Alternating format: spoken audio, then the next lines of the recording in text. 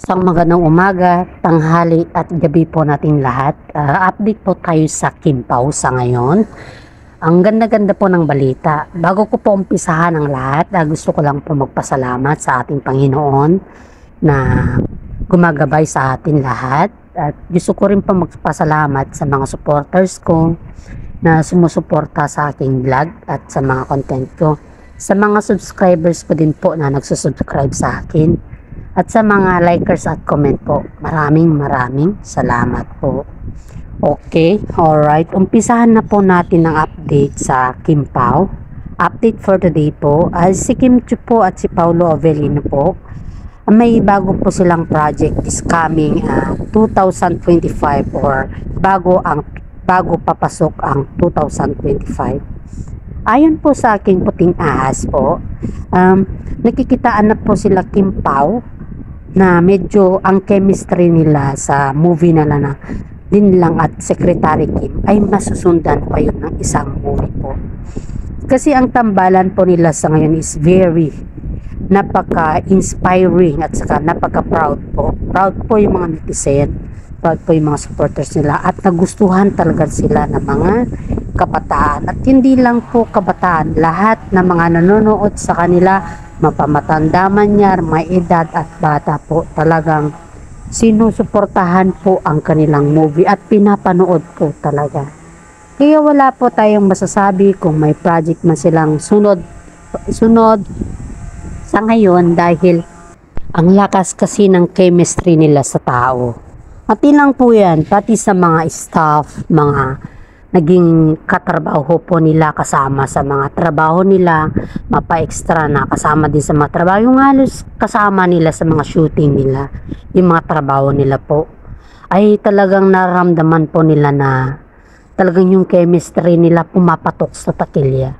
Kaya wala po tayong masasabi kung may project man sila sa ngayon, this coming 25, dahil nga po, napaka-inspiring po nila. Dadako naman po tayo sa ibang usapan na naman po at si Gerald Anderson po. Si Gerald Anderson po, gaya ng sunod kong vlog na talagang gusto daw niyang kausapin si Kim Chiu sa likod ng stage. Gumagawa daw siya ng paraan para kausapin si Kim Chiu or di kaya nagpapapansin kay Kim Chiu. Kaso si Kim Chiu daw po ay alam niya kung saan yung lugar niya at alam niya kung saan siya dumistansya.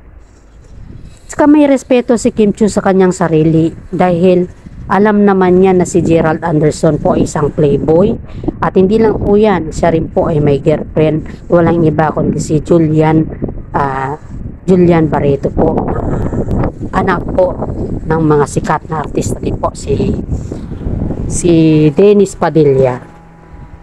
Sipin na lang po natin to, kung talagang may intention si Gerald Anderson na negatibo kay Kim Chiu, dapat kausapin niya ito in public way.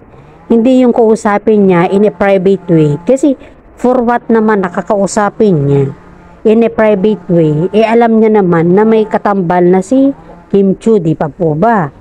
Ang tanong po, kung si Kim Chiu ba ay pumalag ba kay Gerald Anderson? Kung gusto rin pa ba ulit ni Kim Chiu si Gerald Anderson? Wala naman tayo sa lugar para sabihin natin na hindi at oo. Kasi only Kim Chiu can answer that one, not us. Kaya tayong mga commenters lang, mga content creators, mga netizen, mga sumusuporta kay Kim Chiu, taos puso po tayong nagpapasalamat sa kanya. Kasi alam po niya na siya po ay may respeto sa kanyang sarili. Isipin mo, gumawa na lang si Gerald Anderson ng isang way pero trinap kagad ni Kim Chiu. Isa po yung dahilan kung bakit maraming naging proud kay Kim Chiu. At iyan po ay dahil kay Paulo Avellino. Kasi alam naman ni Kim Chiu na may love team na siya at si Paulo Avellino po yun. Siyempre, alam din niya kung gaano kasakit yun para sa isang love team na may kipag-usap pa sa isang ex na private pa. Kung talagang gusto niyang kausapin si Kim Chiu, dapat sa public at maraming makikinig at naririnig nila, di ba? Hindi sa private. Bakit? Anong dahilan na mag-private pa sila? Tapos naman na, ex naman na siya ni Kim Chiu. Di pa po ba? Kaya maraming netizen po ang nagtataka kay Gerald Anderson kung bakit po niya kailangan niyang gawin yun kay Kim Chiu. Ang tanong po kay Gerald Anderson, hindi pa ba sapat sa kanya si Julian Montes? Diba? Si Julian Barreto? Diba? Kasi si Julian naman po, sobrang bait na bata eh. Alam naman natin na may movie sila ngayon ni Joshua, yung ex niya. Pero hindi naman dapat na kahit natambal yung girlfriend ni Gerald Anderson sa ex niya, hindi naman dapat na kausapin din ni Gerald Anderson yung ex na para ba yung sakitan ba na nangyayari. Di pa po ba? Sa mga magre-react din po na kagaya ko, please react lang po kayo para malaman po natin kung ano talaga yung mga sitwasyon na nangyayari sa showbiz. Dadako na naman tayo kay Paolo Avellino. Si Paolo Avellino po ay very protective kay Kim Chiu. Kitang-kita naman natin sa lahat ng mga interview ni Paolo ay yung mahihain siya. Hindi siya yung tao na madaldal, mga ma-joker. Kumbaga para siyang Korean na mahihain na yung simple lang siya ba. Yun po yung si Paolo Avellino. Hindi po siya yung guy looking na rough road, na rakista. Wala po siyang ganun na dating. Mabait si Paolo kung titignan mo. Kasi nung nag-sign po siya ng kontrata at ang kontrata lang po niya is yung parang single lang siya, gano'n. Kahit sino matambal sa kanya, okay lang po. Kahit sino pa matanda man yan, bata, okay lang po. Lahat ng mga movies ni Paolo Avellino ay talagang pumatok sa takilya. Ang pinakamakandang movie ni Paolo nung wala pa sila ni Kim, nung hindi pa sila tambal ni Kim, ay yung movie nila ni Bea Alonzo noon na isa siyang Politics Before. Yun talaga yung sobrang kilig kasi talagang sobrang galing ni Paolo doon at si Bea Alonzo. Lahat doon nakikita mo yung kagalingan ni Paolo Avellino sa kanyang movie. Kaya simula nung naging sila na ni Kim at naging tambal na sila Kim, nakikitaan naman natin na si Paolo is very gentleman kay Kim. Hindi siya yung tao na porke galing si Kim sa breakup tapos nagtambal na sila, yung nananamantala ba. Walang ganon na karakter si Paolo Avellino kay Kim. Kasi palaging iniisip kasi ni Paolo Avellino na darating din yung panahon na kung talagang sila ba ay sila na. Wag naman natin na pangunahan sila kasi alam naman natin na may mga oras at panahon din na sila ay aanin. Kahit nakikita na po natin na sobrang sweet moment nila, na sabay-sabay mag-jogging, na hinahatid si Kim Chiu sa kanyang bahay at sinusundo siya. Kung saan si Kim Chiu, nandun din po si Paolo Avellino. Siyempre, mahirap naman po na unahan natin.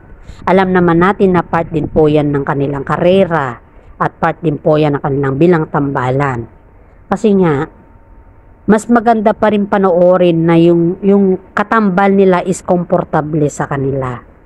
Kaya mga netizen, mga sumusuporta sa kanila, maraming salamat po dahil hindi nyo po pinabayaan ang Kim Pao Tandem. Dahil sa mga suporta at sa mga inspirasyon at naging inspirasyon din nyo rin sila. Gaya din sila sa inyo. Wala po ang Kim Pao sa takilya kung wala po ang mga sumusuporta sa kanila. Kaya ang masasabi ko lang po is maraming salamat po. Dadako na naman tayo kay anak ni Kim Pao, anak ni Paolo Avellino. Kasi si Paolo Avellino po, may isa siyang anak.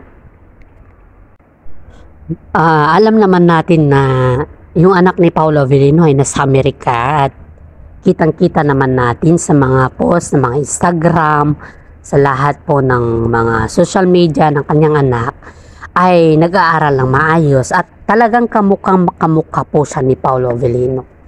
Yun po yung mga sabi ng mga netizen na hindi makapag-deny si Paolo na talagang hindi niya anak yun dahil kamukha niya po. At hindi naman po nag-deny si Paolo na hindi niya po anak si Aki. kundi anak po niya yun. At pinakilala pa si Kim Chu, pinakilala pa niya si Kim Chu kay Aki na ganun po yung kanyang sitwasyon. At alam naman ni Kim Chu na may anak si Paulo at nasa publiko naman lahat po yun. Dadako naman tayo kay Kim Chu.